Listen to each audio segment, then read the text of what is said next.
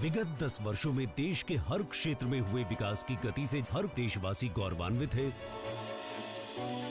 देश के इस विकास में हमारी युवा शक्ति का अतुलनीय योगदान रहा है। आकांक्षा, ऊर्जा और उत्साह से लबालब युवा शक्ति के सपनों को पंख देने के लिए मोदी जी के नेतृत्व में पिछले 10 सालों में लगातार नए अवसर और नई संभावनाएं सृजित की गई हैं। रोजगार के नए अवसर पैदा हो रहे हैं। नए युवा उद्यमी भी रोजगार मांगने के बदले रोजगार देने वाले बन गए हैं। इसी सिलसिले की अगली कड़ी है रोजगार मेला। रोजगार मेला युवा शक्ति के साथ राष्ट्र निर्माण के सपने को सार्थक कर रहा है। रोजगार मेले के तहत भारत सरकार सहयोगी राज्य सरकारों के साथ युवाओं को सरल, समय सीमित और पारदर्शी तरीके से सरकारी नौकरियां प्रदान कर रही है। केंद्र सरकार की योजनाओं को जमीन पर उतारने की सबसे बड़ी जिम्मेदारी आप सभी नवनियुक्त सरकारी कर्मचारियों पर है। जब आप जैसे लाखों युवा सरकारी सेवाओं से जुड़ते हैं तो नीतियों को लागू करने की स्पीड और स्केल भी बढ़ जाता है। इससे सरकार के बाहर भी रोजगार के अवसर तैयार होते हैं, साथ साथ कामकाज की नई व्यवस्था भी बनती है। आज रोजगार मेले में देश भर में विभिन्न सरकारी पदों पर 1 लाख से ज्यादा युवाओं को जिम्मेदारियां सौंपी जा रही हैं। जोश और नए विचारों से ओतप्रोत ये युवा राजस्व विभाग, गृह मंत्रालय, उच्च शिक्षा विभाग, परमाणु ऊर्जा विभाग, रक्षा मंत्रालय, स्वास्थ्य एवं परिवार कल्याण मंत्रालय, जनजातीय मामले मंत्रालय इत्यादि में विभिन्न पदों पर राष्ट्र निर्माण में योगदान देंगे। इनमें दिल्ली पुलिस में 9,000 से अधिक हवलदार एवं सिपाही, राजस्व विभाग में 5,000 से अधिक कर निरीक्षक एवं कर सहायक, एम्स एवं केंद्र सरकार के अस्पतालों में 11,500 से अधिक डॉक्टर, नर्स एवं पैरामेडिकल कर्मचारी तथा दूर दराज के इलाकों में शेड्यूल्ड ट्राइब्स के बच्चों के लिए बने एकलव्य मॉडल विद्यालयों में 8,200 से अधिक अध्यापकों एवं प्राचार्यों के नियुक्ति पत्र सम्मिलित हैं। चाहे वो आधारभूत संरचना हो, औद्योगिक विकास हो, सांस्कृतिक नवजागरण हो, कृषि क्षेत्र का विकास और किसानों की बढ़ती समृद्धि हो, करोड़ों गरीबों के जीवन में उत्थान का नया सवेरा हो, या अंतर्राष्ट्रीय स्तर पर भारत की बढ़ती साख और प्रभुत्व, यशस्वी प्रधानमंत्री श्री नरेंद्र मोदी के कुशल नेतृत्व में गरीब कल्याण, युवा, अन्नदाता किसान तथा नारी शक्ति, इनको केंद्र में रखते हुए भारत ने पिछले 10 सालों में अभूतपूर्व परिवर्तन और विकास देखा है। इस नए भारत की आकांक्षाओं और विकसित भारत के लक्ष्य को पूर्ण करने के लिए इन नव नियुक्तों की क्षमता विस्तार हेतु मिशन कर्मयोगी के अंतर्गत लाखों कर्मयोगी प्रशिक्षित हो चुके हैं। विभिन्न पदों पर नियुक्त ये युवा अपनी ऊर्जा, उत्साह, सेवा और समर्पण के साथ राष्ट्र निर्माण में अपना योगदान देंगे और वैश्विक स्तर पर भारत को अग्रणी बनाने में महत्वपूर्ण भूमिका निभाएंगे।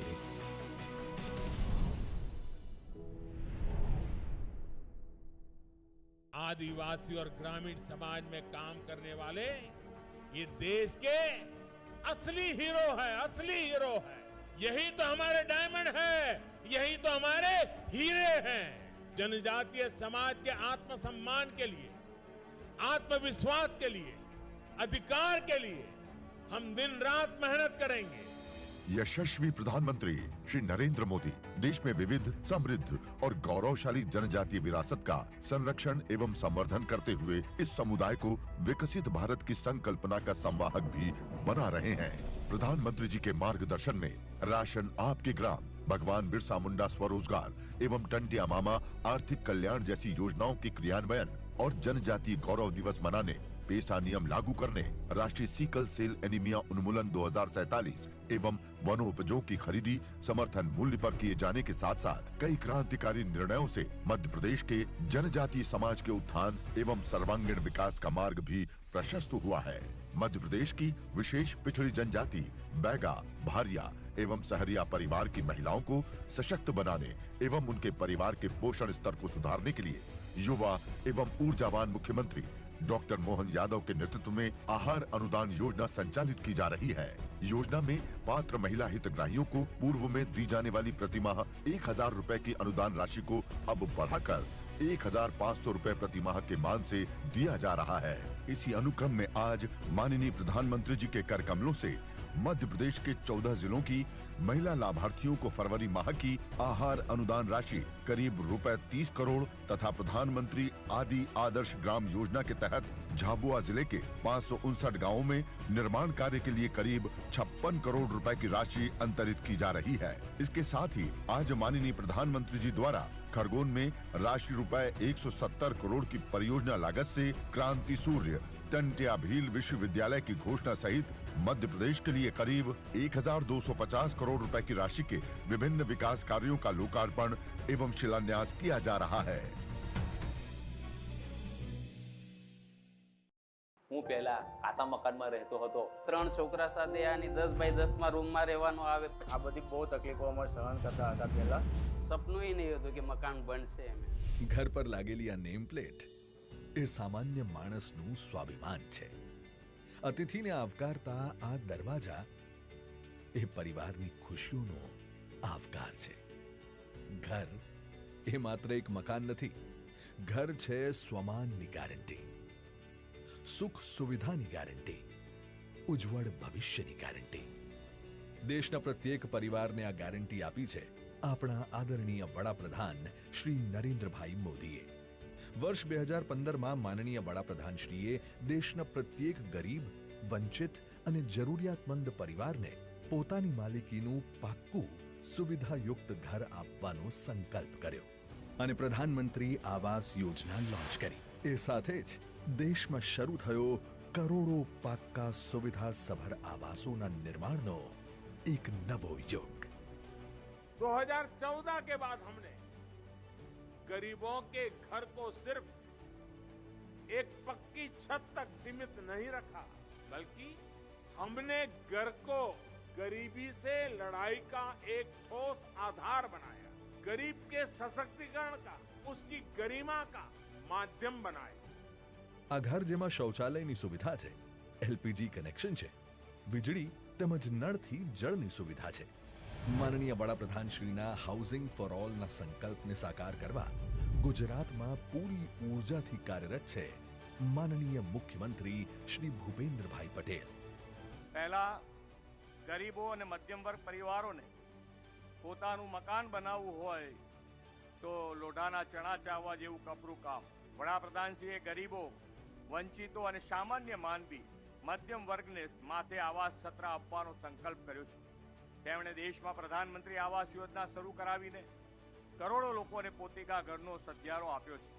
વડાપ્રધાનશ્રીએ પ્રધાનમંત્રી આવાસ યોજના દ્વારા સુવિધાસભર આવાસ આવા પરિવારોને ઉપલબ્ધ કરાવ્યા છે। પ્રધાનમંત્રી આવાસ યોજના હેઠળ ગુજરાતમાં અત્યાર સુધીમાં 13 લાખથી વધુ આવાસોનું निर्माण થઈ ચૂક્યું છે, જે અંતર્ગત પ્રધાનમંત્રી આવાસ યોજના ગ્રામીણ હેઠળ ગ્રામ્ય વિસ્તારોમાં રહેતા પરિવારોને મળ્યા છે 5,14,000થી વધુ આવાસો અને જરૂરિયાતમંદ પરિવારોને આવાસ નિર્માણ માટે ફાળવવામાં આવ્યા છે 6,500 જેટલા પ્લોટ। તેવી જ રીતે પ્રધાનમંત્રી આવાસ યોજના શહેરી હેઠળ બન્યા છે 8 લાખથી વધુ આવાસો। અને હા, આવાસ નિર્માણની આ યાત્રા હજી પણ અવિરત ચાલુ રહે તે માટે ગુજરાતના આ વર્ષના બજેટમાં વિશેષ જોગવાઈ પણ કરવામાં આવી છે। આવાસ નિર્માણની આ જ કડીને આગળ વધારતા આજે ફરી એકવાર ગુજરાત માટે આવ્યો છે આવાસોનો એક અભૂતપૂર્વ ઉત્સવ, જે હેઠળ માનનીય વડાપ્રધાન શ્રી વર્ચ્યુઅલ માધ્યમથી માનનીય મુખ્યમંત્રી શ્રીની ઉપસ્થિતિમાં કરવા જઈ રહ્યા છે પ્રધાનમંત્રી આવાસ યોજના સહિત अन्य आवास योजनाओं अंतर्गत 1,31,454 आवासों रूपिया 2,993 करोड़ खर्चे ई लोकार्पण अने खातमुहूर्त। आवास अर्पणना आ ऐतिहासिक कार्यक्रम में जोड़ाशे गुजरातना 182 विधानसभा क्षेत्रों। आजे देशभर में श्रीराम जन्मभूमि प्राण प्रतिष्ठा बाद अभूतपूर्व उल्लासનું वातावरण है। देश में जाने के दीपोत्सवનો माहौल है, त्यारे गुजरातना हजारों परिवारों ने मळवा जई रह्યું છે પોતાનું ઘરનું ઘર। आ घर मात्र एक पेढ़ी ज नहीं, आवनारी पेढ़ीओना उज्जवल भविष्यનો मार्ग पण प्रशस्त करशे। राज्यनी आ सशक्त जनशक्तिथी ज तो थशे विकसित भारत, विकसित गुजरातનું निर्माण।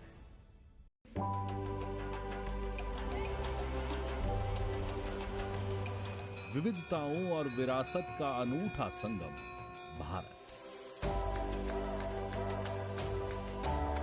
और ये विविधता और विरासत स्पष्ट होती है भगवान जगन्नाथ की भूमि ओडिशा में, भारत का उत्कल प्रदेश, जो वन संपदा, खनिज, रंगबती संगीत, बोलियों, वास्तुकला, शिल्प, नृत्य, कला और संस्कृति की प्राचीन विरासत से है समृद्ध।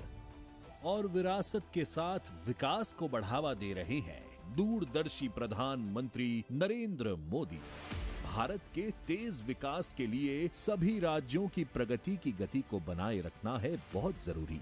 इसीलिए सबका साथ सबका विकास की समदर्शी सोच के साथ प्रधानमंत्री नरेंद्र मोदी देश की आवश्यकताओं से जुड़ रहे हैं और आज देने जा रहे हैं ओडिशा को 68,000 करोड़ रुपए से अधिक की विकास परियोजनाओं की भव्य सौगात। इंफ्रास्ट्रक्चर से लोगों का सिर्फ जीवन ही आसान नहीं होता, बल्कि ये समाज को भी सशक्त करता है। जहां इंफ्रास्ट्रक्चर का अभाव होता है, वहां लोगों का विकास भी पिछड़ जाता है। जहां इंफ्रास्ट्रक्चर का विकास होता है, वहां लोगों का विकास भी तेजी से होता है। भारत का ऊर्जा केंद्र है ओडिशा और यहाँ उद्योगों के विकास और बेहतर जनजीवन सुनिश्चित करने के लिए आवश्यक है सतत ऊर्जा।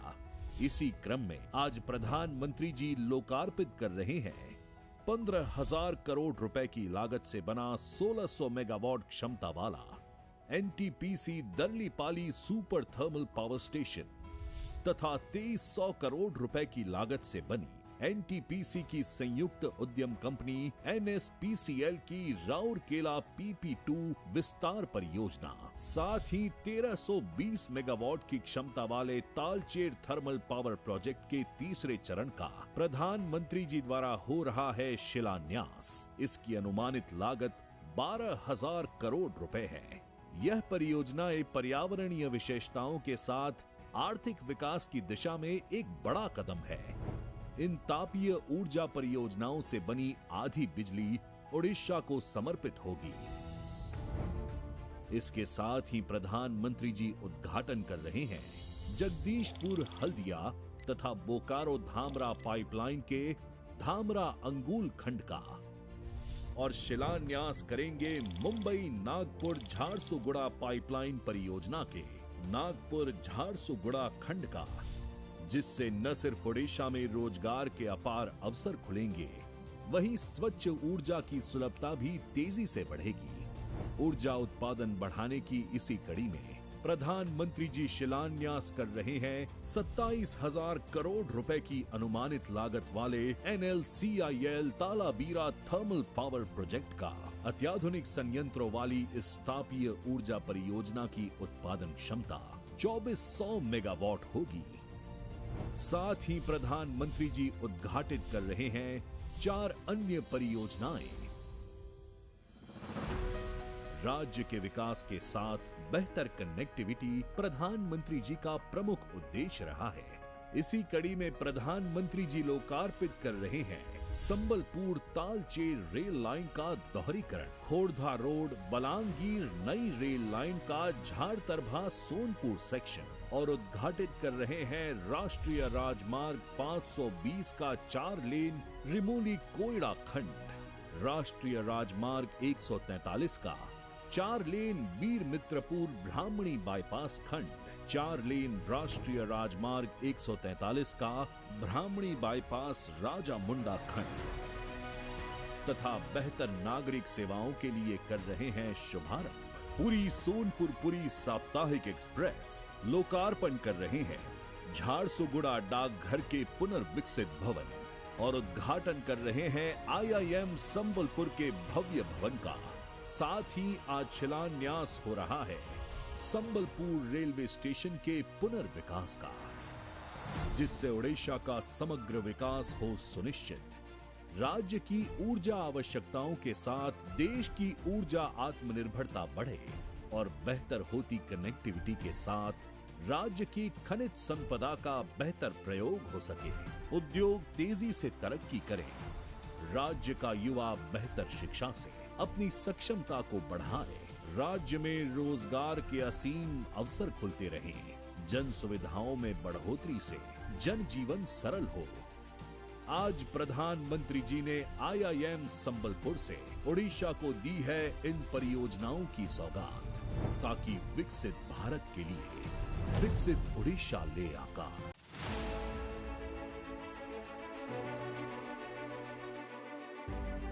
हमारे माननीय प्रधानमंत्री श्री नरेंद्र मोदी जी के नेतृत्व में गत दशक रहा है वर्ल्ड क्लास इंफ्रास्ट्रक्चर का, ड्रीम फील्ड एक्सप्रेसवे का, स्टेशन पुनर्विकास का और लास्ट मील कनेक्टिविटी का, जिससे देश आज तेजी से 5 ट्रिलियन इकोनॉमी की ओर अग्रसर है। इंफ्रास्ट्रक्चर यानी लोगों के जीवन में आसानी, इंफ्रास्ट्रक्चर यानी व्यापार कारोबार में आसानी, इंफ्रास्ट्रक्चर यानी रोजगार के लाखों नए अवसरों का निर्माण और इंफ्रास्ट्रक्चर यानी तेज विकास। देश के हृदय स्थल मध्य प्रदेश में प्रधानमंत्री जी ने 1,15,000 करोड़ रुपए से अधिक की राष्ट्रीय राजमार्ग परियोजनाओं की सौगात दी है।